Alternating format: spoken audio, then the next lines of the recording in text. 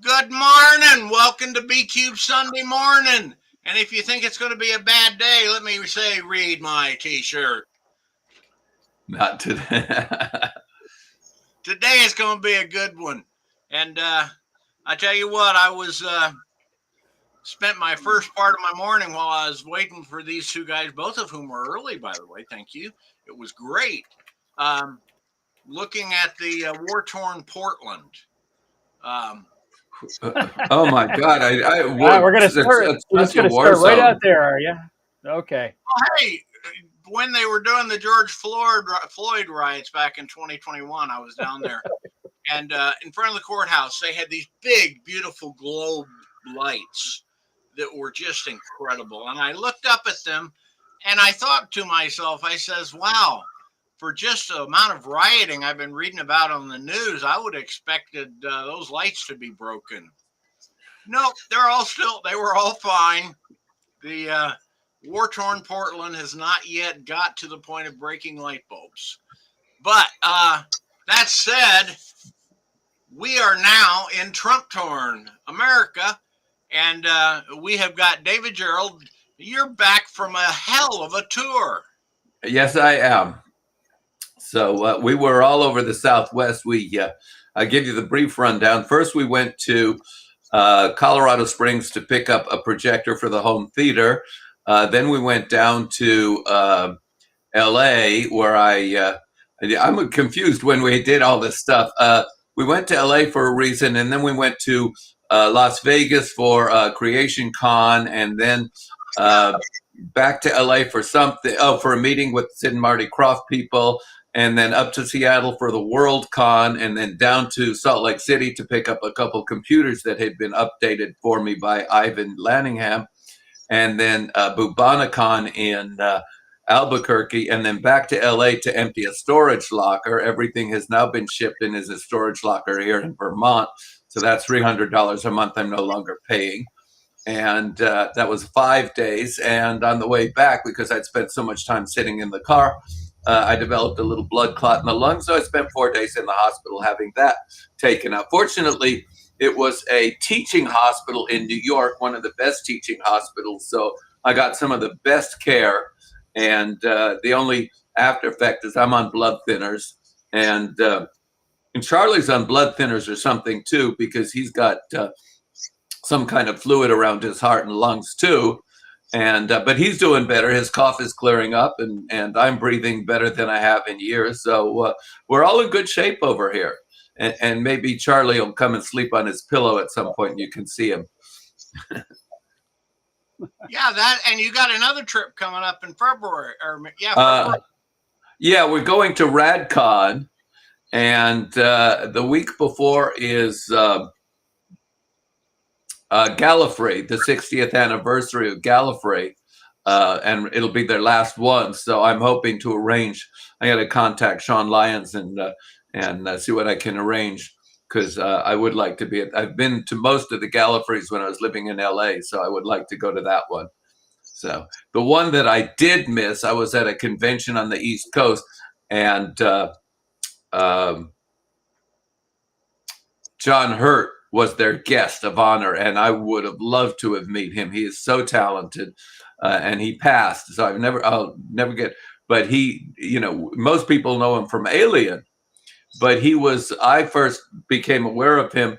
There was a British film, BBC, called the Naked Civil Servant, which was the life story of Quentin Crisp, and he did such a remarkable job playing Quentin Crisp that it brings tears to your eyes. Quentin Crisp was an openly gay man in the 1920s. He survived into the 60s, early 70s, and his life story is amazing. And the movie that they made, The Naked Civil Servant, is just one of the most charming biographical films I've ever seen. And it is available on DVD or Blu-ray, so it is wonderful. Say the name So, again, and I'll type it in. The Naked Civil Servant. And the reason why that title is he couldn't get a job being so openly gay. And I mean, you one look at him, right? He was very flamboyant. And for a while, he was a nude model. as for the art classes in England, and at some point he was also a civil servant. So that was, but when World War II broke out, he tried to enlist, and they wouldn't take him. And they said, "Why do you think we would take you?" He says, "Well, I know you're not going to put me in a uniform, but maybe there's some job at home I could do, so somebody else could be on the front line." And they still wouldn't take him. But that's the kind of courage he had. So, yeah. Somebody asked if he was the guy in 1984. Yes, he was. He was in 1984. He played Winston Smith. Of course, he was in Alien. The chest burster came out of him. He was in A Man for All Seasons. He was in everything. He was the second best part of Indiana Jones movie. With the aliens. Karen Allen was the best part of that, but he was pretty damn good in that too. I liked all the actors. I liked the movie. I liked everything about the movie except for the movie. But he was one of the best parts of that movie. He's a remarkably talented man. He could play anything. So, let me add something into this too. Because we're talking, because this started when we were talking about David going to be the writer guest of honor at RadCon in the Tri-Cities, Washington, and he's joining some great people that have been there in the past, and so we're just thrilled to have. Well, I don't do RadCon anymore, but it is so wonderful to see him coming, and I've got the duty of editor guest of honor. And RadCon has got a fundraiser going on, completely independent of the programming department, and we're going to be dragging Jim Wright there too. That'll be great. That'll be great. Yeah. You forgot about Washington that in winter. You guys couldn't do this in June or anything, right? In winter, yeah. Hey, I've got a guy that has already volunteered to take you out on the bike trail, where all awesome. We have a beautiful bike trail right along the Columbia River, where there is. This has sounded even better. When your publisher has you taken out on the bike trail by the river. Yeah. All right, look, I swear to God, I'm going to get you the story, man. Just relax. Look, okay, but just remember, if I don't see the mule, it's the Columbia Bike Trail for you. Right. But no, he's a local photographer, but the pictures you get out there great. Are just phenomenal. If you like otters and swans and pelicans and stuff. Sure. But and it's purely if you want to, and it's not too cold.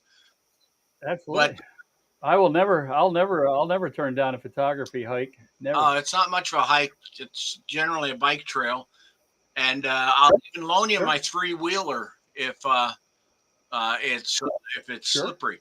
But anyway, let's get back to the joy that is David Gerrold and Jim Wright talking about whatever the hell they want to talk about. So, what do you guys want to talk about today? Is there anything to talk about? There's nothing. It's not like something new doesn't happen every goddamn day. It's the weather is beautiful. We're having a wonderful fall in Vermont. The trees are turning color. You can't go anywhere without being assaulted by great scenery everywhere. And so I think the weather is a perfect topic to talk about. How's the weather in Florida? Well, it's going to be hot today. It's cool. It's a little cool this morning. I've got in fact, that's I keep looking to my left here. I'm looking at one of my photography setups is currently running out here. I've got multiple cameras out here monitoring the various feeder stations to see if we're still in migration, and it's probably right at the end for the ruby-throated hummingbird migration. So. But the cameras are online, and I'm sitting here watching them as I'm talking to you guys. So we'll see what happens. Oh, cool. But, we have a security cameras all around the house, and the neighbors' kids. There's not a lot of kids in the area, but there's some teenagers that live about 6 or 7 houses away, and there is a path through the woods behind the houses. And so we were getting some Sasquatch events until Sean figured out that it was one of the kids in a Sasquatch suit. And so, yeah. Perfect. I'm glad they're there. That you at least have somebody that's right on your mental level. Wait, I'm not through. So Sean bought himself a Sasquatch suit and stood outside. We had some friends who live way the hell over, not, about I'd say 3 or 4 blocks away. You can't really measure the distance in blocks because we don't have blocks here, but he walked and he stood in front of their house hulking like and they saw him, of course, and then he turned and walked away like a Sasquatch. So anyway, Laura sent a note to him saying, by the way, we're back in town and we're this and that, and we hope to see you. By the way, have you seen anything weird around here? So Sean is now terrorizing the neighbors in his own Sasquatch suit. So I have not said anything online about it because I don't want to spoil his fun. There may be some neighbors he hasn't scared yet. So I'm just hoping none of them shoot. I can tell you're in Vermont because I can tell you're in Vermont because you can get away with it. If I pulled that shit down here, I'd be in that suit over the hood of some redneck's truck right about now. Antlers. Be in the back Well, we're in a Sasquatch neighborhood. There's a lot of supposedly this is an area that has a lot of Sasquatch sightings, and there's a diner that has a statue of a Sasquatch out front, and they have a Sasquatch museum. And coming back from Ticonderoga yesterday, we did the Star Trek tour. We drove through the Sasquatch Festival, and so there seems to be there's no movie theaters around here. People have to invent something to do. Right. And I spent yesterday at the Pensacola Seafood Festival with my 3-year-old grandson. So that was. Oh, how cool! Yeah, my God, I keep forgetting these kids grow up, don't they? Oh yeah, it's amazing, isn't it? So it's always a hell of a lot of fun to I like the festival myself, but when you go with a 3-year-old, everything is new, and so. He and I got to share a corn dog. It's the only time I'm ever allowed to have corn dogs anymore. So I go to the fair and have my one corn dog a year, and that I'm allowed by the doctors, and so me and the grandson got to share that. So it's like the highlight. Yeah, we've got a 5-year-old, and Layla will be 3 in December. So it's an adventure around here because the 5-year-old is very rambunctious, and Layla has she has a pitching arm. I think she's going to be the first female pitcher for the Yankees. It's like, come on, couldn't you go for the Dodgers? No, she's going to go for the Yankees. But I mean, like, there is nothing she will not throw. Well, you send her up to Portland to fight off the Army, then Hey, I'm going to Portland for Oricon, and I might stay for the protest. Oh well, be careful in the war zone there. I hear it's I hear the battle between the artisanal coffee shops is pretty fierce about now. It's like I said on Threads yesterday. The first time the Army loses a fully loaded APC in one of those Portland potholes, that'll be the end of it. They'll retreat to Dallas in absolute shame. Well, they'll never get near Powell's bookstore. I mean, once those bibliophiles form an assault line, they're troubled. 3 weeks in Portland. 3 weeks in Portland, they'll all be vegans and all have brand new REI accounts. I mean, come on, you're going to invade Portland for God's sake, Jesus. Man. Yeah, Portland is where the '60s went to die. I swear to God, this guy's just got, Yeah, I have a friend who lives in Portland. I should call him and ask if he's surviving the war. Yeah. I don't know. It's like I said, these guys, Portland, of all the cities you could pick, Portland's the one you pick, right? Why? Is they're terrified of Chicago. They're not going to mess around with the south side of Chicago. So Portland, we'll go to Portland where it's all hippies, right? Yeah, they have no idea. Yeah, that works out for you, But I swear to God, man, it's just something. And this guy does nothing every day but declare war on America, whether it's sending the National Guard or whether it's attacks on our institutions. And the worst part about it is I think half this country still doesn't get it. I mean, I got people this morning yelling at me on threads about he can't do that. The orders are illegal. The Army should. The orders aren't illegal, folks. That's the problem. This is what we warned you about. Unless the Supreme Court or Congress say the orders are unconstitutionally illegal, they're legal orders. That's how it works. Some Army E3 doesn't get to decide what's legal and what's not legal. That's not how it works. And he could say, "Oh, I think it's an illegal order. I'm going to refuse to follow it." That poor son of a bitch will pay the price for that. The problem is the orders from the commander in chief to go to Portland or Chicago or to point guns at American citizens are perfectly legal unless Congress and the court say otherwise. And this is why it was so goddamned important to show up for all of those elections you sat out. And back when people were talking about, I just can't vote for Hillary Clinton. Well, you're not voting for Hillary Clinton. You're voting for the Supreme Court. You're voting for Congress. You're voting for this future right now that we're living in. And we handed the court over to goddamn Donald Trump, which means the orders are legal. And that's where you're at. And it's, and there's a hell of a lot of people in this country that just they must have slept through that part of government class. If they had, I don't know if they even teach government class anymore. Well, they've been dumbing down the civics classes. If they even teach them, they've been dumbing. I remember, and of course it was 60 years ago, 70 years ago, I was in high school and we had a very rigorous classes in government and how it worked and what we were allowed to do and weren't allowed to do. We learned the hard way. We had, mock, we ran our own student government, but we also had classes where we had to do various things. And we discovered, Robert's Rules of Orders. And finally, the teacher interrupted. You realize there are 7 motions and that have been seconded, and they're all on the floor at the same time. So, we had to learn about parliamentary procedure. We had to learn that there are rules you have to abide by if you're going to accomplish anything. And right. All of those, and the worst part about it is all of those norms were norms. They were the things that you expected rational people to adhere to. And then we elected a government that is not rational, that doesn't adhere to the norms. And then you find out how much of this stuff wasn't actually codified, wasn't actually law. And that the system of checks and balances was basically a bunch of handshake agreements. Our ancestors, the guys that wrote those documents, that wrote the Constitution, had a much higher opinion of their descendants than we probably deserve. And so you wind up now with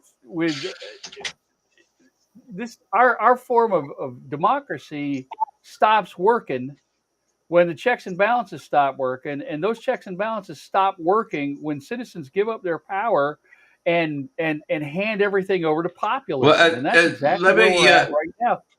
Let me give you this thought. It's like we have two sides who have two different opinions. It's like the Democrats, the left, wants to use the rule of law, and the other side wants to obliterate the rule of law.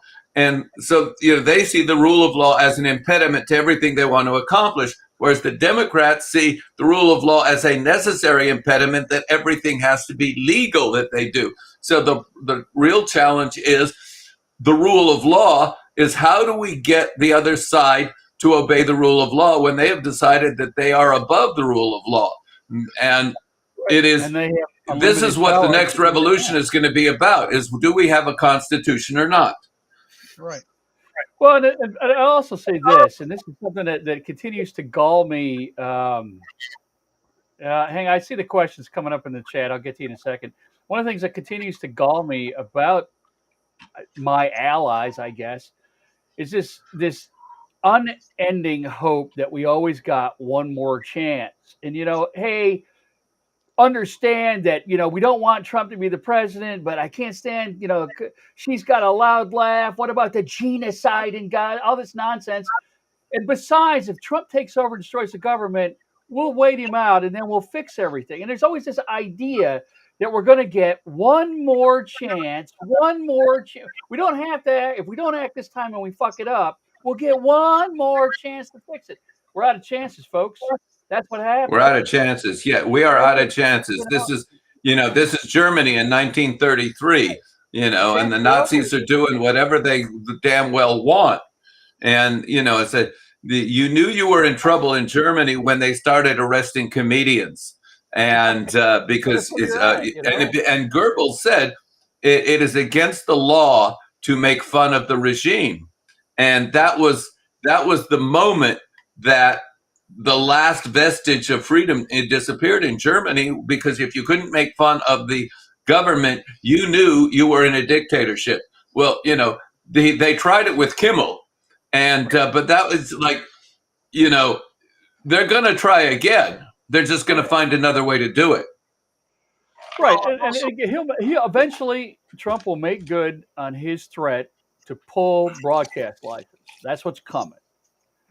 And he will take these stations off the air. Now, a lot of them are cable, so the licenses don't affect that.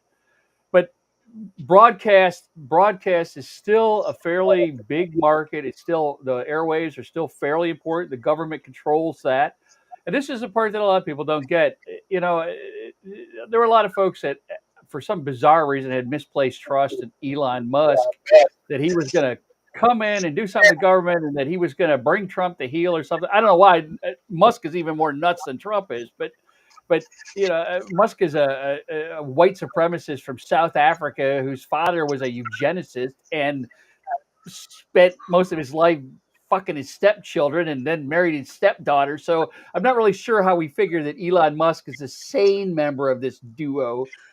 There are no sane members. Any sane human being would run from this administration. Right. When it came down to it, though, being the richest man in the world and all of that money, which Americans equate with the ultimate power, turned out that none of that power actually mattered, because the real power is like I said online, he who controls the spice controls the universe. Trump doesn't have the money that Elon Musk does, but now he has unlimited, unfettered control of the regulations that govern the money-making machine. And he can break Elon Musk in 10 seconds. And this is the part that people kept missing. This is one of the reasons that Musk just took his shit and disappeared and walked the hell away. Because in the end, ultimately, the crazy guy in charge of the government can pull your broadcast license. He can pull your business license. He can change the banking regulations. Now, in a sane and rational democracy, there would be control over that. There would be regulations. We would require legislation, as the Constitution specifies. There would be the backstop of the court. But we gave those things away. But let me ask you a question. 6 million liberals, 6 million people on the left did not show up to the last election knowing what was at stake and handed everything over to this guy. Let me ask you a question. All right. So the soybean market is destroyed. People in Iowa are losing their farms. Tennessee, FEMA didn't show up. Georgia lost the Hyundai, $8 billion of investment. Are the red states finally going to ever crack, say that we can't vote for the Republicans anymore? Because, that to me is, if the red states give up on the Republicans, they can't hold the line. What do you think? But I'll tell you, I will say to you that the odds are they're not going to change. And like I said, I come from that area. I come from the Midwest. I come from the West Side, farming country, Michigan, the Midwest. My parents were farmers. I got to go up there in 2 weeks. It's soybean country. These are the people that are being directly screwed by Trump. And they have been Republicans their whole lives. Their fathers were Republicans. Their grandfathers were Republicans. And in their mind, right now, they're not listening to this podcast. They're all sitting with their tight little asses on hard wooden benches in church. And they're listening to the preacher man tell them, yeah, this is you're suffering, but they're going to bail you out. And what matters to you more than anything else is the babies, is abortion. And while Trump may be screwing you on the soybeans and you might lose your farm, by God, you don't want to vote for them baby killing Democrats. And ultimately, these people come down to this single issue vote of abortion. And no matter, it's like here, the people that I live amongst here, I live in the I live in Matt Gaetz' old district, and Joe Scarborough before him. In case you wonder why people keep writing me like, "Have you seen Joe Scarborough?" Yeah, he was Matt Gaetz' predecessor. I mean, where the hell have you been, buddy? But anyway, I live amongst these people, right? And every day, a perfect example is 2 weeks ago. There's a fairly prominent. Was a fairly prominent media personality, a holy man from a town called Crestview, which is about 15 miles from here. Very anti-trans, anti-LGBT, Satan, the devil, blah blah, walks amongst us. Busted for child porn, right? And it's just true that the town signs out in front of the churches every day.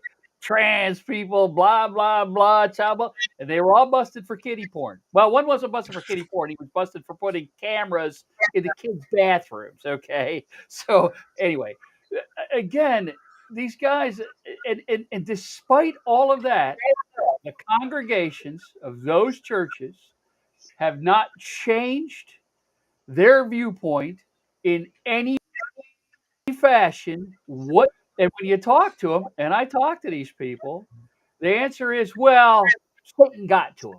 The devil got to him. And he's not wrong. He was right. And then the devil got to him because the devil always wanted to take them kind of people down. And they're standing on a corner down here outside the Catholic Church in the middle of my town right now, all in a big circle with tears in their eyes, all praying for America. All right? Right now, I take the camera, we can drive down there and look at them. Because it's Sunday morning and that's what they do. And they're all out there sobbing and praying to Jesus and dancing around like they got fucking bugs in their pants. And there is nothing. They can lose their farms. They can lose their livelihoods. They can lose their houses. They can lose their retirements. And nothing will change their belief system whatsoever. And so I don't see the soybean farmers of Western Michigan or Arkansas changing a goddamn thing. And that market's gone. It's never coming back. It is never coming back. It's worse than that, because what happened was we literally created the alternative to that. Most of those soybeans went to China, into Asia. And when Trump slapped tariffs on in his first administration, China went to Brazil and Argentina and funded those farmers and those countries to create an alternative market for soybeans to the United States of America. We literally funded our own demise. And now those farms and that production are all up and running. And there is absolutely no reason whatsoever for China to switch back to America. They're not getting a better deal. It's not less expensive. And there's always that threat that tomorrow Trump will wake up like Bugs Bunny and change his goddamn mind and slap tariffs on or do some wild, wacky ass thing, and they'll be cut off. There's no reason for them to change back. When Trump said he was going to help farmers, I guess we didn't realize he meant the farmers of Brazil and Argentina, because it sure as hell ain't American farmers. His comment the other day on True Social was he's going to take some of the money from the tariffs and give it to the farmers to keep them going until the benefits of the tariffs kick in for them. Well, what benefits? Because there's never going to be, as I wrote online the other day, tariffs are to benefit domestic production, to encourage domestic production. We don't have a production problem. We've got an enormous production capability that's all rotting in the field right now. What we don't have is domestic consumption. And I sure as hell don't see the Trump administration encouraging all these manly men to eat fucking soybeans. Okay, so in fact, they've done nothing for the last decade but talk about soy boys and how soybeans are, contributing estrogen to men and effeminate them. Oh, for God's sake! So there's no domestic market outside of animal food and some biodiesel bullshit for soybeans. There sure as hell isn't $14 billion worth of market. That's for damn sure. And so that market's gone. Those guys, they just blew that up. Now there are other crops that farmers can put in the ground, but Hey, the thing David, is that you have soybeans. Sasquatch dancing in your yard. Well, so what's that? I'm sorry. Not Sasquatch dancing in their yard. Oh yeah. Soybeans are a nitrogen fixer, so they're part of crop rotation. So if you grow corn one year, you grow soybeans the next year, or whatever. There's a number of crops that you grow together, and and then you leave the field fallow for a year. And there are ways around that, but Americans don't like that either. And so those are things like bioengineered crops, or there are things like fertilizers and those kind of things that you put back in the ground. All of those things cost significant amounts of money.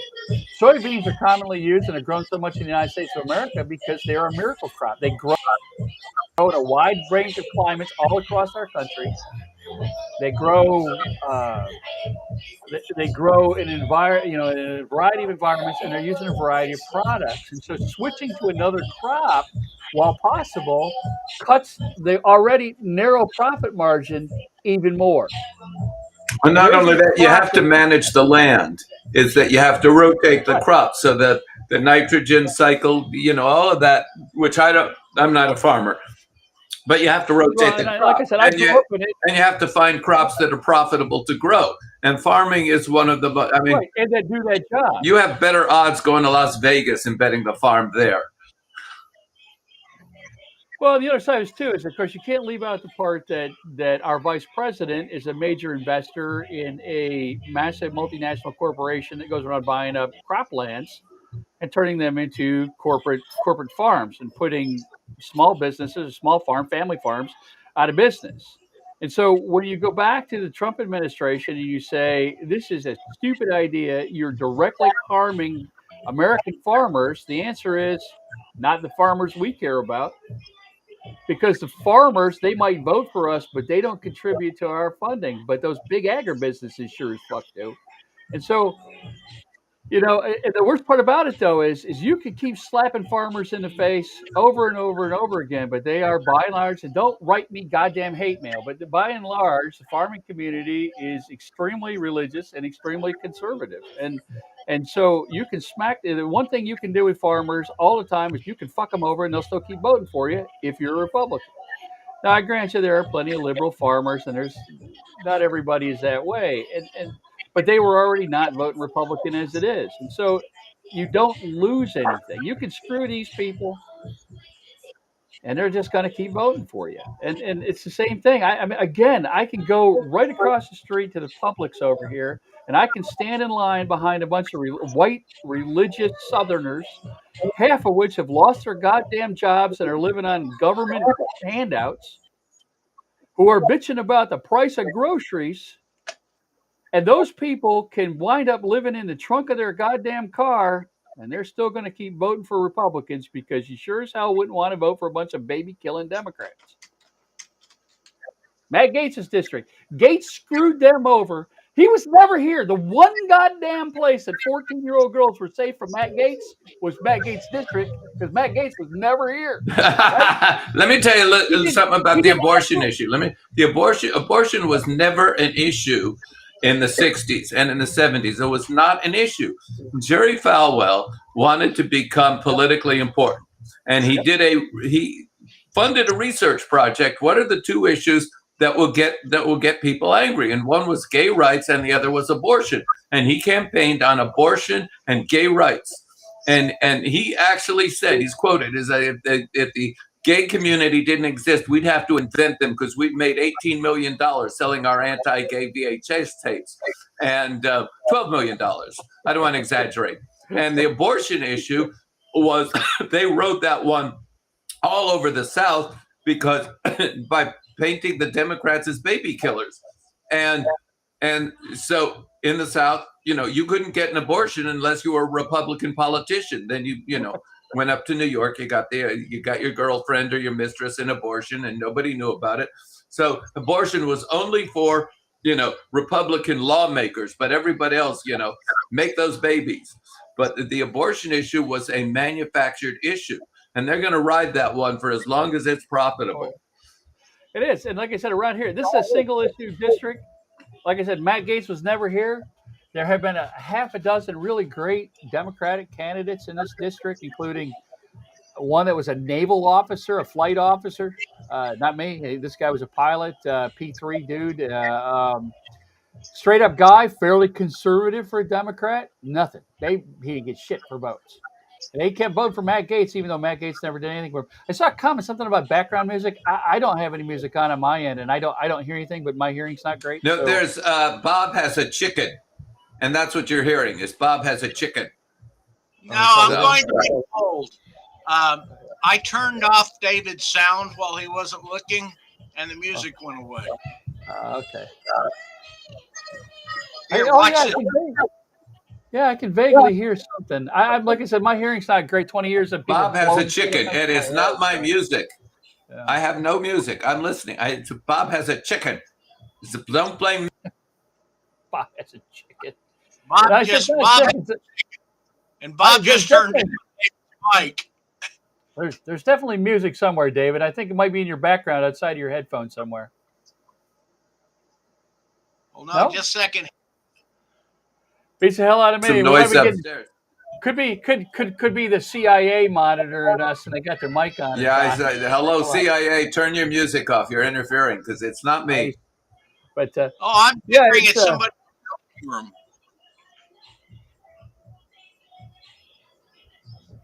No. I'm not. Yeah, I'm definitely. The kids are making some noise, but that's not music. Believe me, I know the difference between music and toddlers. Okay, Grandpa. Hey, don't be making cracks about being a grandpa. It's like that's a great thing, man. I love being a grandpa. It's all the fun and none of the responsibility. It's perfect. It's like the greatest job in the world. You know the fun part of being a grandpa? You know what I get to do on October 3rd? I get to go watch my granddaughter with the lead in Beetlejuice. She's playing Beetlejuice. Yeah. So, being a grandpa is great. But I think somebody said something about they're not here for the family stuff. They're here to hear the rant. The rant. I see. I'll see if I can turn my volume up a little. Usually people yell at me and say my volume's too high. So usually I'm the one they tell to turn shit down. So sorry about that. But it is what it is. There's no making you people happy. Nothing but complainers this morning. No, I'm just joking. I come from Threads. My Threads this morning was a whole bunch of people yelling at me about Portland, and one guy that was very angry about my shitty photography, and so that was fun. But those two golden hawks you took. What's that?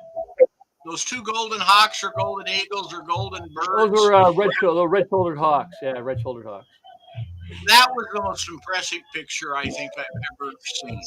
That was right outside my office. I can always tell. All of a sudden, all the other birds go very quiet, and because David's been to my house, and so there's nothing but feeders and stuff out here, and then about 10 acres of overgrown woods, and so usually there's birds everywhere, and then all of a sudden they go dead quiet. So there's either a red shoulder or a Cooper's hawk in the area, and the other day I kept hearing a hawk scream, and it sounded like a Cooper's hawk, and it kept making noise. And Cooper's hawks, those who don't know, Cooper's hawks eat other birds, and so all the birds get very quiet and go away when a Cooper's hawk's in the neighborhood. And so I went looking for this guy with a camera. And Cooper's hawks they're very distinctive. They're kind of a small hawk. They have a very long tail, and they have kind of orange eyes. And I went looking for this thing, and I couldn't find it. And all I kept seeing was this mockingbird sitting in a tree. And finally dawned on me, the goddamn mockingbird had learned how to imitate the Cooper's hawk to make all the other birds go away from the feeder, and then he would come down there and eat all the worms and the peanuts himself. And so that day I was out there, I heard a hawk holler, and I thought, oh, it's that goddamn mockingbird again. And so I took the camera to walk out to the corner just to see, and both of those red shoulders were sitting in the tree. And so it's kind of kind of interesting. So, but anyway, yeah, the exciting life of a bird photographer, and so and welcome to go to the store and buy some. But yeah, it's just that kind of day. I think a lot of people nowadays are very angry. I get on Blue Sky. I made a joke. I said something about we all ought to join the National Guard because used to be if you joined the Army, you got stuck on some shitty base in the middle of New Mexico in the boiling heat or something, Arizona or something, and the only place you ever got sent were war zones. So you never got to go anywhere. And the Air Force were always in some bunker under a mountain somewhere in a hole in North Dakota. And, if you wanted to see things, you joined the Navy and then you at least got to visit exotic ports. Of course, in the last 20 years, that changed. The only goddamn place you ever went was Bahrain and maybe Portland. That's another war zone. But suddenly, man, the National Guard is where it's at because they're getting sent to all the really cool cities in America, man. We should join the National Guard and, and I could get paid to rake mulch and pick up cigarette butts in Portland next to some artisanal coffee shop. Sure. An obvious joke, right? And half of Blue Sky, somebody on Blue Sky gives you, so you like to beat up old people, huh? Oh, for fuck's sake, man. One of these days, I'm going to find a resistance with a sense of humor and I'm going to join those people. Jesus Christ, man. But that's what Trump has done to us. That's what this MAGA mindset has done to us. Everybody in this country is just, I mean, Americans, my God, we got more calories a day in our mouths than any other nation in the world. We got 900 channels of fucking TV. You've got broadband, cable, fiber optic internet with every goddamn form of porn in the world streaming on it. And Americans are the most miserable, angry bastards on the planet. They're mad at fuck all the time. The entire country's pissed off constantly. And RFK wants to take the drugs away. I'm like, buddy, maybe you ought to be handing some shit out for Christ's sake. And now they're mad about Tylenol for crying out loud. Good God, man. It just never ends. Every day you get up. Apparently, as near as I can figure it out, Tylenol didn't pay a bribe. Yeah, that's it. And Kenvue, the company that owns them, obviously didn't pay Trump off properly or something. But the worst part about it is now you're down a rabbit hole again. All right, so Tylenol, right? Everybody keeps referring me to this Harvard study. Well, it wasn't a study. Harvard didn't do any study. They collated a number of papers into a meta study, and basically what that study said is we need some more studies. That's essentially what the study said. But somewhere in there was a line that said, don't take Tylenol if you're pregnant without talking to your doctor first. Well, that's true of every medication. That's true. That's true. That's true of anything when you're pregnant or any medication whatsoever. Every single medication says consult with your physician before using this medication, no matter what it is. I mean, it could be fucking wart remover for crying out loud.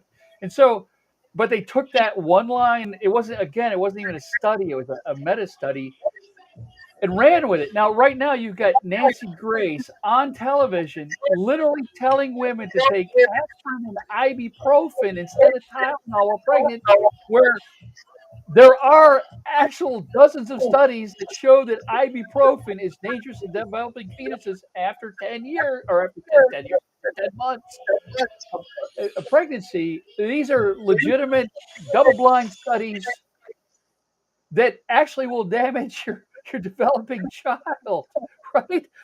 And you literally have this unqualified person who doesn't know shit from Shinola about medical issues, literally handing out bad information, and half of America is listening to this. I mean, you would be just as stupid to take medical advice from me. I'm not qualified. Why would you listen to this person? But again, in the running joke is you all get on the goddamn airplane and one guy stands up in the back and says, these goddamn pilots all think they know everything. Who thinks I should fly the airplane? And this is literally the boat that we're in today. The mentality of Americans who are all very, very angry from top to bottom for legitimately no reason. I mean, the very few Americans that are really in any way put out compared to the rest of the world. And yet are been convinced by the powers that be that they have to be mad about something. And then instead of listening to rational sources, instead of listening to the very science and technology that we were once most proud of in this country, they're listening to people like Nancy Mace telling you to take ibuprofen while you're pregnant. You got a guy that has a worm in his brain in charge of Health and Human Services. You have to be insane to listen to this guy. This guy has done everything wrong in his life, and yet somehow he's rewarded with a position of power and wealth and the ability to tell Americans what to do. And it's not even him, it's the 70 million Americans that are willing to listen to this guy like he actually knows what the hell he's talking about. Like I said, again, you'd be just as stupid taking medical advice from me. I'm not a damn doctor. I mean, I can put some stitches in if you got a bullet hole in you until you get to a real doctor. But you'd have to be insane to listen to me about what's best for your pregnancy. And yet we're listening to RFK Jr. Well, Jim. How the hell did that happen? Well, you saw that meme this morning. Said if I'm going to take medical advice from ex-heroin addict, at least let it be Steven Tyler. Right. Exactly. At least he's successful. But yeah, exactly. And I mean, it's not just this. This is the most obvious aspect of it. But this is literally every department of our government now. This is retirement. This is Social Security. This is dental care. This is national security. This is immigration. This is agriculture. This is, I mean, listen, if RFK is out there right now telling you this is a guy with no medical training, none, zero. In fact, the last time he was in charge of somebody's health care, which was American Samoa, a whole shitload of kids died from measles. Okay. This guy has a track record of killing people with bad advice. Literally. This is not hyperbole. This is literally who he is. He's a fucking lunatic, right? Now, but the thing is that he's just the most prominent face of this kind of pseudoscience bullshit of the Trump administration. Try to imagine the people that are in charge of bridge inspections, for example, or airplane inspections for the federal government, or the people who are inspecting your poultry. You see what I'm saying? RFK is the most prominent face of this kind of pseudoscience, dangerous conspiracy bullshit.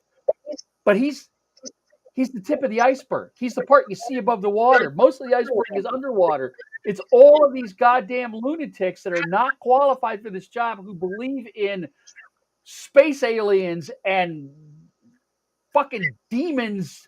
I mean, like weird, bizarre, crazy shit. I mean, you literally have people who think that demons, whatever the hell that is, are making people do stuff that are in charge of, I don't know, inspecting the major bridges over the major waterways in America. Or they're the people that are responsible for inspection standards on commercial aircraft, or how those aircraft communicate with ground control. This is where we're at. It's every aspect of your life. These are the people that are deciding that windmills cause brain cancer or some kind of nonsense, and that will determine America's energy policy for the next 20 years, for the entire adult lifespan of your children right now. And don't forget these are the consequences of this nonsense. Yeah, I was going to say, just don't forget the fundamental destruction of the American infrastructure. Because if we go for another 6 months with shifting the tax burden from income tax on the rich to the regressive tax of tariffs, at some point when it comes back, everybody's going to be complaining about tax increases, and we'll never get the structure back that allows us to have Medicare, Medicaid. Right. He's just breaking this shit. Right. The thing about it is, again, this isn't some grand organized conspiracy. I know it seems that way, and there's a lot of people who think that hey, the ultimate goal is to destroy America. They don't think that far. They're not that organized. What they think about is what they can put in their pocket right now. And this is a mentality of American business, and it's been going this way for the last 30 years. If you go into an MBA program right now in America, that MBA program teaches you to get what you can right now and get out, get to the next thing. You see, and you look at how business is run in America. You don't have Henry Ford. And don't get me, Henry Ford was a horrible human being, but he wanted to pass that company on to his family. He wanted to pay his employees a wage where they could afford to buy his products. That's not how business thinks today. Businesses today have serial CEOs. They show up for about 4 quarters. They liquidate a couple of divisions. They cash the hell out. They grab their $20 million bonus and they're out the door. You can hear it when these people talk. When you listen to an American CEO talk, they don't even know what they make. It doesn't matter whether they're making cars or they're making baby food. They always say product because they don't even know what they're making half of the time. It's this mindset of we get in, we sell a bunch of shares, we pump up the stock, I get my bonus, and I'm out the door. And then they go on and they do it to some other place. Meanwhile, you have our competitors overseas that are building sustainable businesses that are building where they're thinking 30, 40, 50 years in the future. China's not thinking about profit today. They're thinking about owning the world 20 years from now. You have to look at how the rest of the world looks at America. What is the language spoken by air traffic controllers in every country in the world? But the way we're going, in 15 years, that's going to be Chinese. Because China is thinking 3 decades down the road, and American CEOs, I'm definitely hearing, David, it's you, David. I'm definitely hearing it from you. But American CEOs only think about 18 months out. And that's exactly how our country's operating. So when you get people that, when Trump says to run the country like a business, that's how he's thinking. He's not thinking about America 20 years from now. He'll be dead. He doesn't care. And I hear this from conservatives all the time. Well, even if I'm wrong about climate change, I'll be dead and it won't be my problem. And that's the mentality. I hear this from evangelical Christians. Well, even if I'm wrong, I'm going to go to paradise and it ain't my problem. Right? The reward's in the next life. It's not in this one. And so what happens with this mentality of they're running government the same way. All they're looking at is immediate return right now. They're not looking at, they want to destroy America. They don't give a shit about America down the road. That's somebody else's problem. That's the next guy. All they care about right now is what they can get themselves. And you look at Trump, that's exactly what he's doing. He's filling his pockets with every goddamn coin that he can on his way out the door. And he's not looking at that to found some dynasty. He doesn't give a fuck about his kids any more than he does about us. He's not looking to make Eric down the road rich. That's Eric's problem. That's how these people think. Again, you can see it in everything they do. If RFK turns out to be wrong about measles, he's not going to die from measles. Your kids will. And he literally told you this. He literally told you, don't take medical advice from me. He's not lying about it. His whole bit is he's not. And see, this is the lesson that rich people learned from the Great Depression. You never gamble with your money. See, back then, when the Great Depression happened, a lot of these people went bust and they lost their money and they learned from that. And ever since then, rich people don't use their money, they use your money.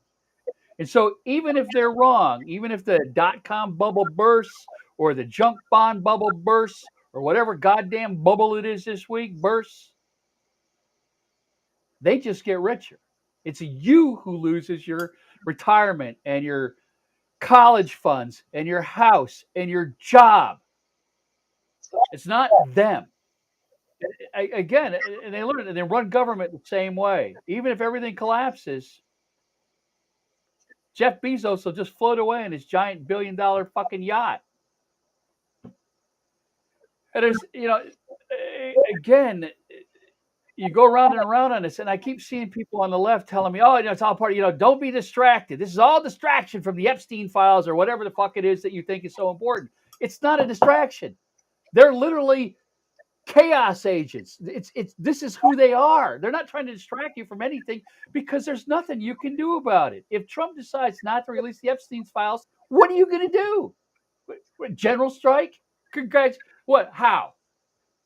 90%. First of all, you couldn't convince enough people in this country to go on a general strike for it to actually matter. You might get Jimmy Kimmel back on the air by threatening Disney's advertisers.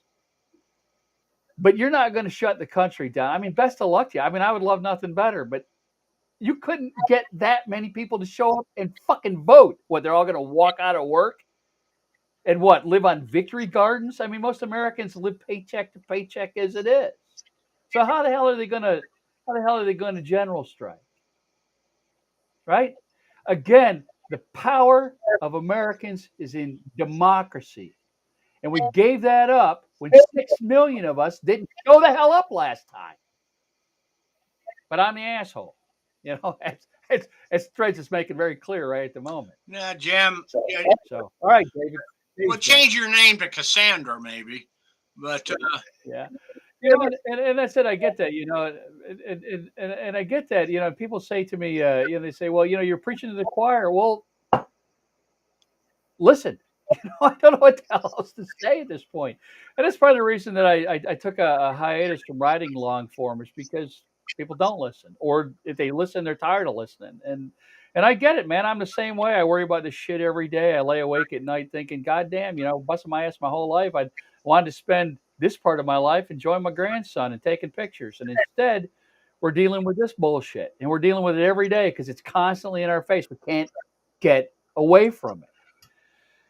And the worst part about it is that it's self-inflicted. Hey, I want to interrupt for 1 minute. Whatever that noise is, it's not me because I've been muted for the last 10 minutes. So whatever the music or noise is, it's Bob's chicken or whatever, but it's not me. And I'm going back on mute. Maybe it may be interference. It may be a wireless mic interference. Maybe picking it up from somewhere else. So, but it's nuts because again, this is self-inflicted. This is all stuff that we could have avoided, but it requires people to show up and show up every time, no matter how tedious it is, no matter how minor the election. And when I say this, people say, well, my vote doesn't matter anyway, because what about the Electoral College? Well, first of all, the Electoral College only applies to the presidential election every 4 years. It doesn't determine who your representative is. Well, what about gerrymandering? Yeah, what about gerrymandering? I got it. These people are not going to give up power, and they're going to do everything they can to cheat and to keep you from voting. That's why it's so goddamn important to show up anyway.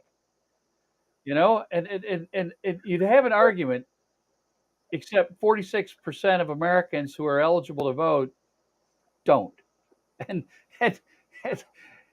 so that makes the margin so much smaller and the danger so much greater. And when you have an election like the last one, where 6 million people on the left didn't show up, you get this. This is how it happened in Germany. So, yeah. What's that? Yeah, absolutely. You should. I'd see Shoshana Edwards is talking about mocking people, mocking so much more fun. Absolutely, and I've been to Portland many times, and I expect quality mockery of the invasion, quality with pictures, and it's that's exactly it. At this point, the one thing that fascism cannot stand is to be mocked, to be laughed at, and so you ask what we have left. Well, we have that, and it's going to cost us, though. There are people. I mean, Jimmy Kimmel mocked people and got taken off the air. Now he's back, but as David said, they come for the comedians first, and the teachers, they come for the teachers, the preachers, those that speak out. Those are where they come. The journalists. That's who they come first. Though I think the journalists in this country are fairly safe, since most of them have given up their integrity for clicks and likes, and. Um, the one thing that you still have is mockery, is satire, is humor, the ability to point at these assholes and laugh. And I will tell you, they love arguing with you. There's nothing they better than. I mean, that's Charlie Kirk made $12 million a year doing that. They love arguing with you, but one thing that they can't stand is to be laughed at. And so laugh at them. This is what gets me in trouble on social media. This is what gets me in trouble on threads every day. Blue Sky is the most humorless guy. I will say, I didn't think there could be a place with less of a funny bone than Mastodon, but Blue Sky is pretty close. There are some deadly, goddamn serious people on that platform. But Threads, some days Threads is pretty close. I don't know, 400 and something comments last night on some smart ass comment I made about the army invading Portland, and they're everything from one called me a butthole fascist. I don't know what the fuck that means, but again,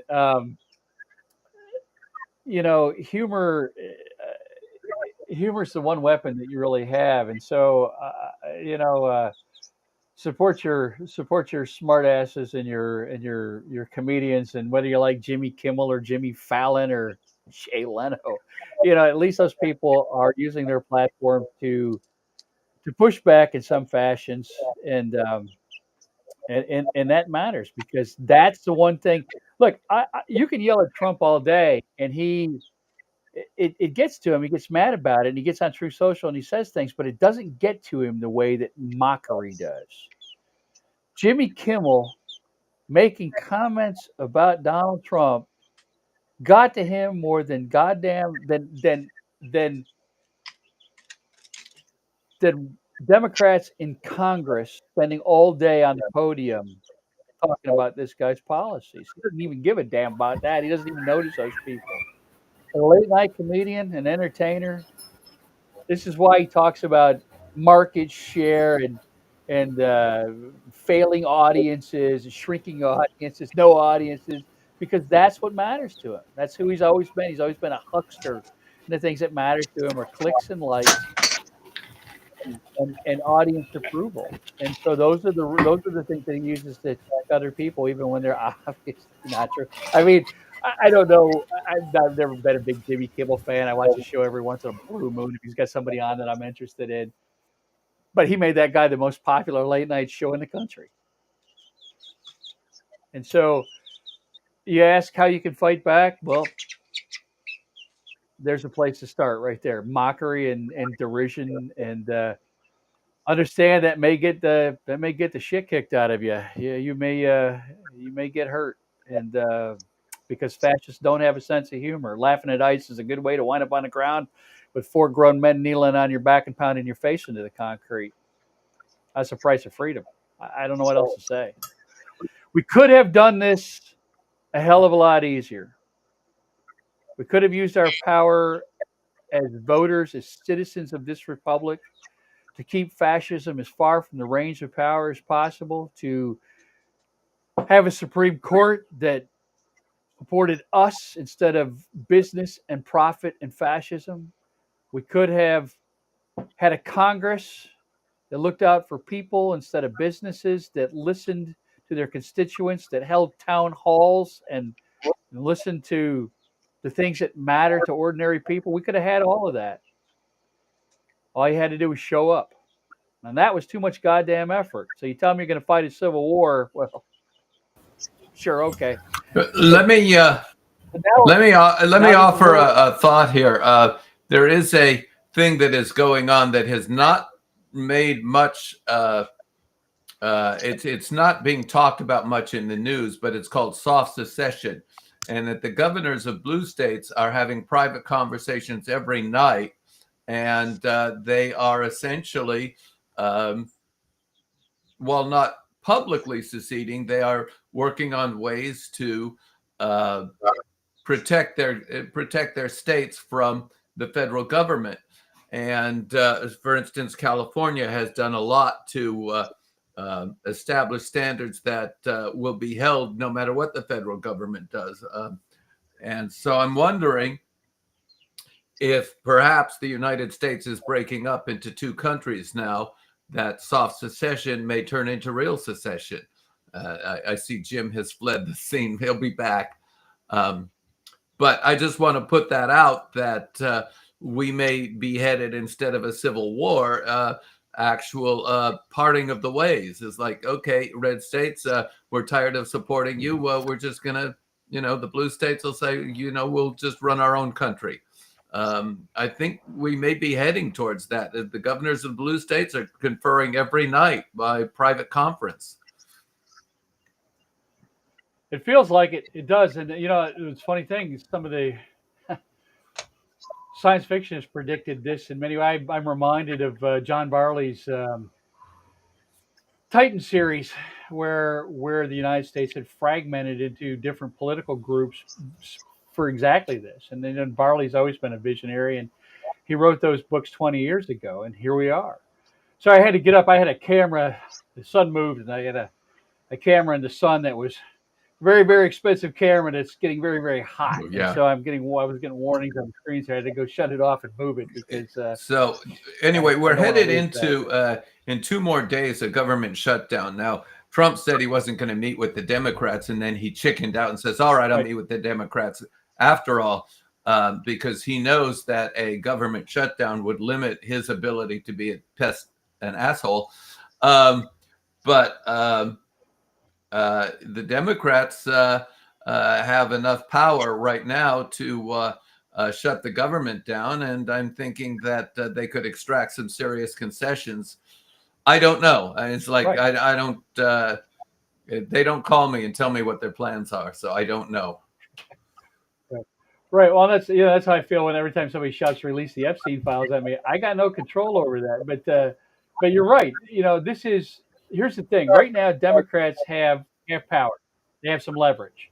They can shut the government down. Now, they're going to pay for that. And the thing about it, though, is that this may be the last time that they have that power, because the way this works is whenever Republicans are confronted with this kind of roadblock, then they pass laws or change the rules so that it can't happen again.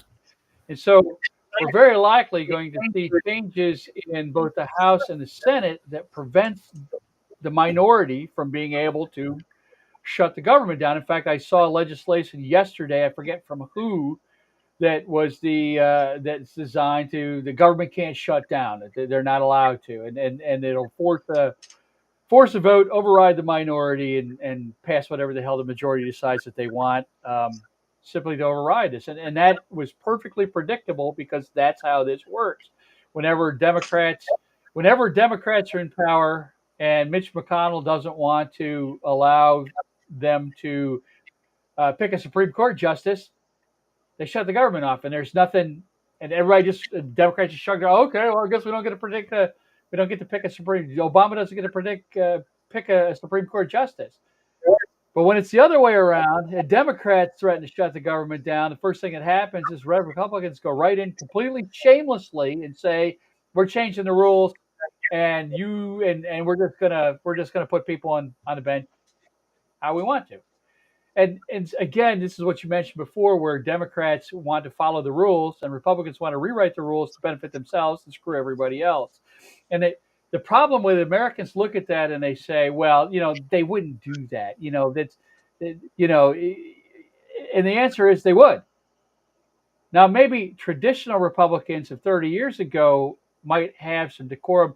Those speakers of the House and the Republican majority leader who went to Richard Nixon and said, "Look, buddy, you got to resign." Okay.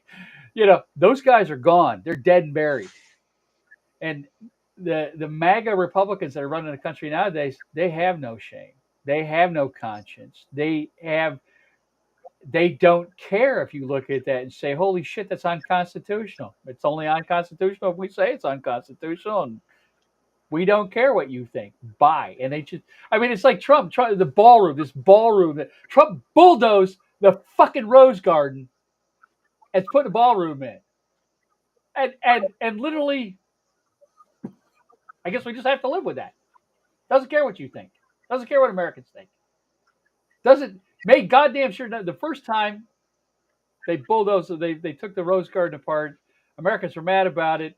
Biden came in and tried to put it back. This time, Trump's going to make goddamn sure Democrats can't put the Rose Garden back. He bulldozed that fucker and paved it over, and now he's going to build a ballroom on top of it. And there's no shame. There's no shame at all.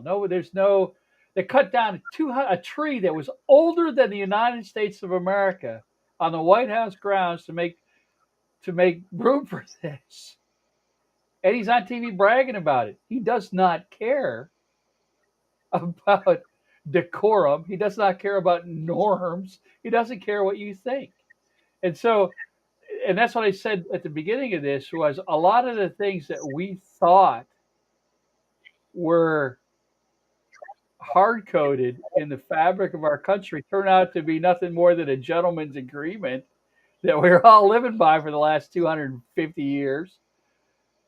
And really, as soon as we gave all three branches of the government to people who literally do not give a shit what anybody else thinks, and their only goal is to consolidate power for themselves, all of those checks and balances just vanished. They were never real to begin with. They were just a courtesy we all extended to each other. And so, again, this is the thing that, like you said, I don't know how we recover from this, because even if we throw these people out of office, we put Democrats back in, this isn't something that just happened today. This has been going on since Nixon. And so you have to have a party willing to do what it takes to put these rules and these norms and these regulations in place to restrict government to the idea that we all originally thought that it was, where these checks and balances are not something that's nice to have or a gentleman's agreement, but they are coded into the very fabric of our governing documents, where the president doesn't have immunity, where we have a court that says, no, absolutely, you are answerable to the people, you are answerable to the law, you don't have immunity in any fashion. As a matter of fact, you, sir, will be held to higher standards than anybody else in the country, and if you don't like that, don't run for fucking office. Let me say again, my sound has been muted while I'm not talking, and so whatever that noise is, it's not me.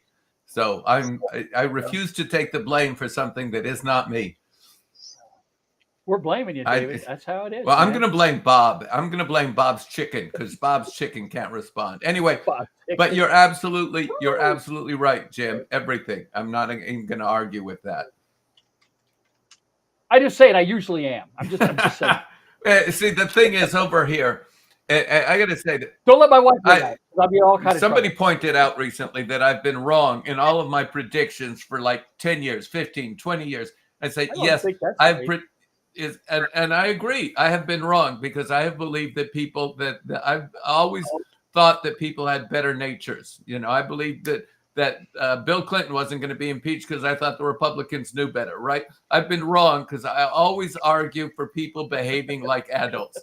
And so I've been wrong over and over, and I admit it because I think people should behave like adults. And unfortunately, I in the last few years, I have come to the belief that the Republican Party, as I call them, the Republican Party is behaving like toddlers. And now this is because I live with a couple toddlers. And so I've had a chance to observe how toddlers behave. It's like, oh, I see Donald Trump and his enablers in the Republican Party. They're toddlers. They have no. Oh, hey, Sean's here. Sean, you could say hello. Sean is here. Cool. Sean is here. Hi, Sean. What's up, Jim? There's Jim. So I'm doing good. How you doing, man? That's right. all right, Sean. When Sean doesn't finish a beer, I have to finish it. So, anyway, it's always a good day. I admit to being wrong because I believe that people are good, and it's like I'm wrong. There are too many people who are not good, and it's like. Well, and and you're correct, and I think that's the biggest weakness. I think that's the biggest weakness, and again, it's a. I guess if you got to have a weakness, that's a good one to have. But people that maybe I guess that's the reason why you and I are friends is I want to believe that people are inherently good. Unfortunately for me, the difference between you and me is that I spent most of my adult life in the military and in really shitty places in the world doing this country's business. And I hung around with science fiction writers, dreamers of the future. Right. And you spent all of your time amongst optimists at science fiction conventions who literally visualize a better world than the one that we live in now. Even if they visualize terrible worlds, they visualize better people in them. And that's the thing about science fiction is that it is inherently optimistic as a general rule. And because we're the kind of people, when we write sci-fi, we look at the future, even terrible futures, and we look at how we can bend those futures to be better, the people in them to be better people and better outcomes and those sorts of things. And the thing is, unfortunately for me, Jim, like I said, I spent most of my life in you and I have been trained in critical thinking and from different directions. And I mean, your survival depended on critical thinking, and more than what I mean, you didn't tell me everything because you couldn't, but the ones you did tell me about, what I heard was critical thinking. And over here, I sell books only when they are good enough to read, which requires some critical thinking, not the same kind and with not as much at stake.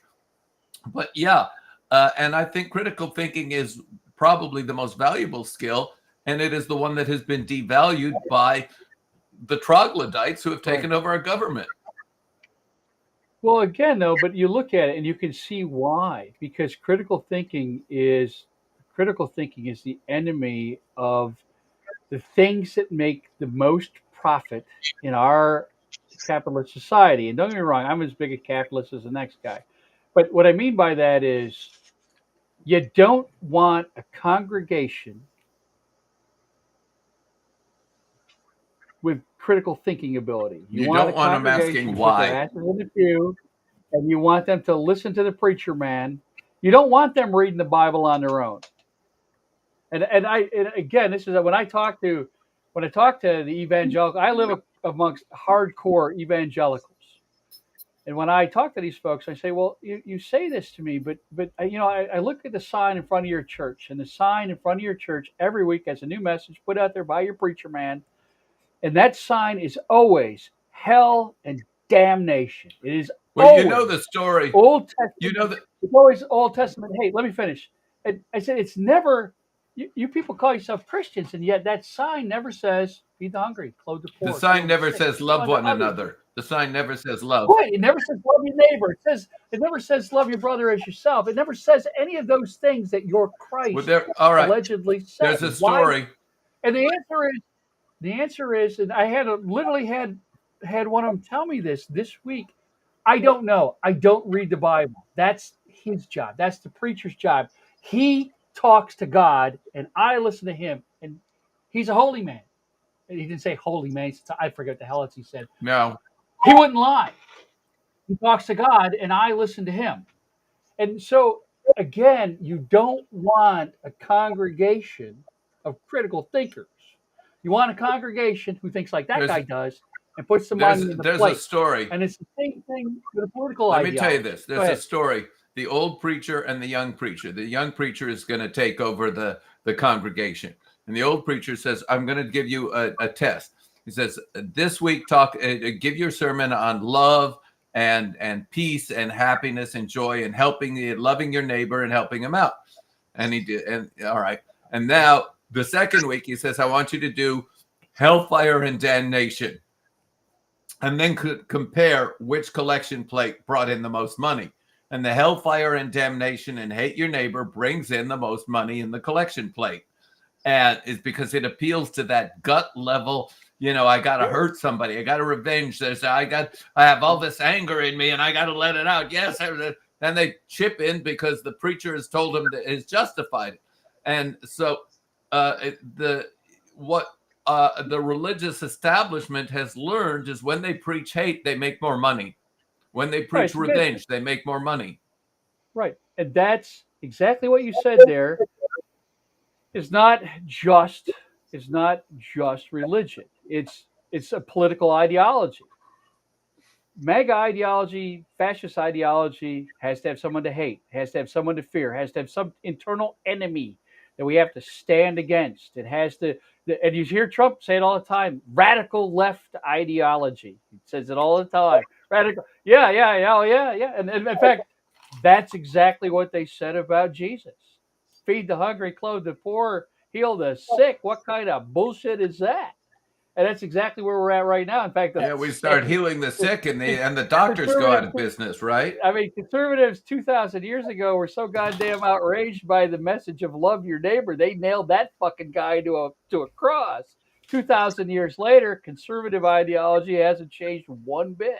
And it's not just that; it's advertising. My God, if you don't take our drug, your asshole will fall out. You gotta have that, or you gotta have this. I mean, every advertising is like that.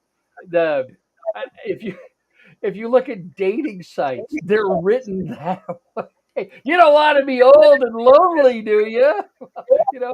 And again, those sorts of things. A lot of it comes from the way that religion works.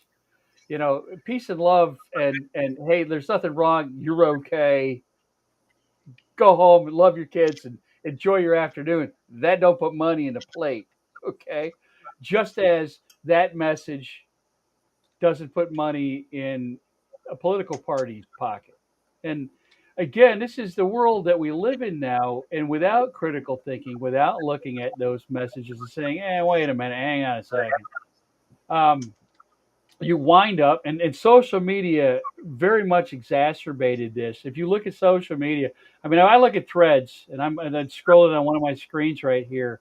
The unfiltered general feed is nothing but doom and gloom. It's nothing but it's just endless. The algorithm just feeds you panic and fear and anxiety. I mean, my God, it's whoever's making Xanax has got to be an investor in fucking Meta. I swear to God, because that's what that feed is.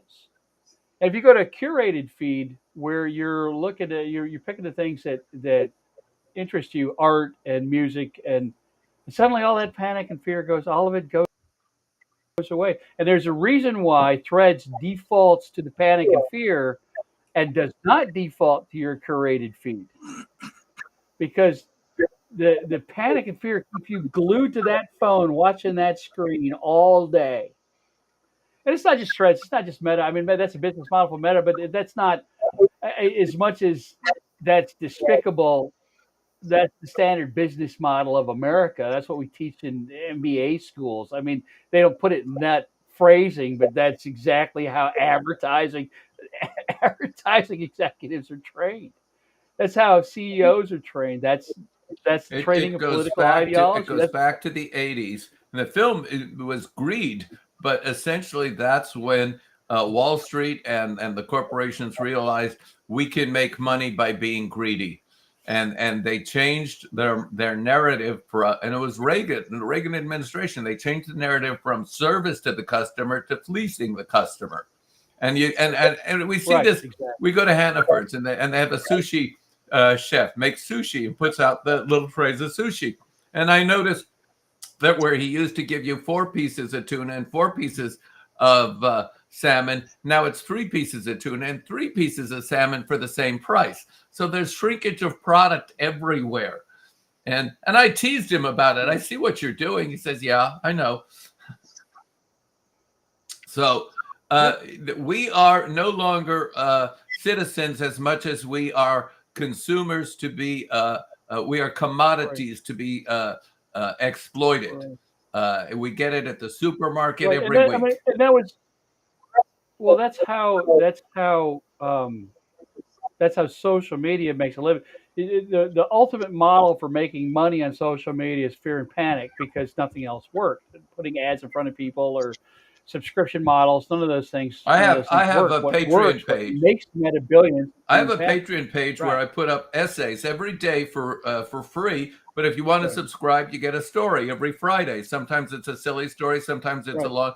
And I have a lot of stuff I'm going to be putting up in the next few months, and it's not really profitable. It justifies its existence, but you would think that the market for selling stories to readers who are hungry for good literature. Okay, maybe I'm not writing the best stuff, but I have a Hugo and a Nebula to prove otherwise.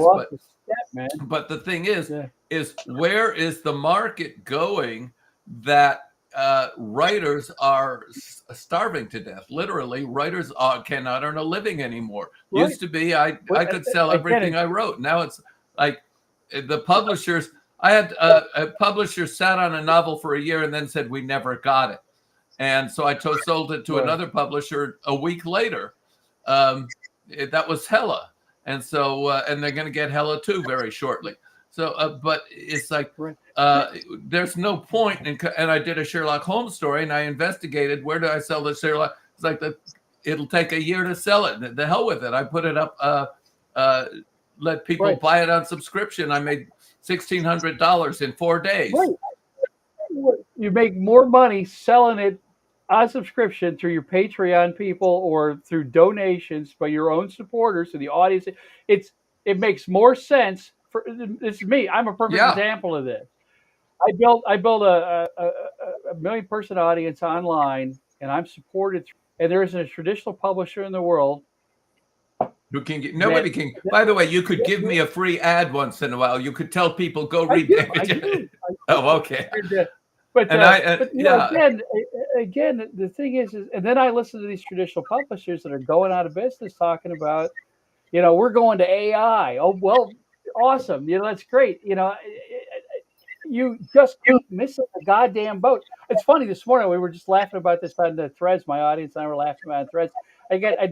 Someone had asked me about it because if you followed me for a long time, people are familiar with the quote that I use about irony. Irony jumped the track and went down the embankment and crashed through the circus, and then ran over a mink farm, fell in the river, exploded, and then flaming weasels and burning clown shrapnel. Well, somebody asked me where that came from, and where we got the phrase, and it came from here. I'm the one that made that up. But when I asked Google about it, Google gave me an AI summary of this analysis of what that phrase meant, and it did attribute it to me, which I thought was kind of funny. But the one thing that entire page-long analysis did not include was irony. It talked about this is a hyperbole and the way it's describing situations and hyperbolic terms and yada yada. But the one goddamn thing that missed is that the entire phrase is about irony, for fuck's sake. And again, if you can, so now you have traditional publishing models that are going, and you have traditional authors that are now going to use AI for character development and world development and world building and those kind of things, rather than do the work. And on one hand, I get it. On the other hand, holy shit, man, AI is not intelligent. It's not self-aware. It misses the obvious things all of the time, and yet we're increasingly depending on it. And you start to see how that impacts political thought, how it impacts viewpoints. I will tell you that I'm convinced that at least 30 to 50% of threads are Russian bots, are just banks of old phones that are yelling at people, and yet those things exist because let me validate that. and they're Somebody, directly let me influencing how validate people. that. Yeah, go ahead. Somebody posted a wonderful thing about Vermont is a great state to live in. It's got this and that, and the comment thread was filled with trolls arguing it's full of leftists and libtards, and then there's nothing there, and none of the restaurants are any good, and blah blah blah. I was like, and so for a while I was responding to all those trolls with, "Are you off your meds again?" You know, stuff like that. It's like, and but it's like you can't say anything nice about anyone anywhere online without somebody coming aboard and telling you what a horrible person that is. Jesus had a wart. A big deal. Right. And that's the thing, though. It's like I said, you have to wonder how much of that is AI driven or driven by banks of software, and what sort of impact that's having on people. Because literally, we can't resist it. I mean, again, we're back to the critical thought. For me, I spent my whole life in the Navy, so when somebody calls me an asshole or something, that's a polite greeting in the Chiefs mess. I mean, that's I called a piece of shit before coffee, so by my friends, and so those kind of things bounce off me. But for a lot of people, that they don't, and it doesn't always bounce off me. Sometimes it gets to me too, and so I have to wonder how much of this hate and division in this country are being driven by this sort of algorithmic information warfare. And what's the goal of that? I mean, hate and division, maybe that's the goal, maybe. But again, these tend to be things that are to disrupt public consensus and and societal cohesion. But I also think that a lot of the people that are behind this don't like Trump and like the MAGA ideology, have no thought for the future, have no, this isn't part of some coherent strategy down the road. These are people that are interested only in the clicks and likes and responses now, the immediate satisfaction of driving that kind of conflict with no regard for long-term effects. And the crazy thing is that if society were to collapse in the manner that people keep predicting, or keep, apparently all these survival videos, I made a horrible mistake. I thought I was clicking on a short video on YouTube for cameras, for a modification to cameras for keeping it cool, and it actually turned out to be some dude in the woods, with making some kind of fire start or something. So now my entire feed is nothing but bearded dudes in the woods with survival knives and shit. But again, I have to wonder about these folks. Again, they don't think of long term consequences, and they've got this idea that they all like to live in the rain in the fucking woods and shitting in a hole somewhere.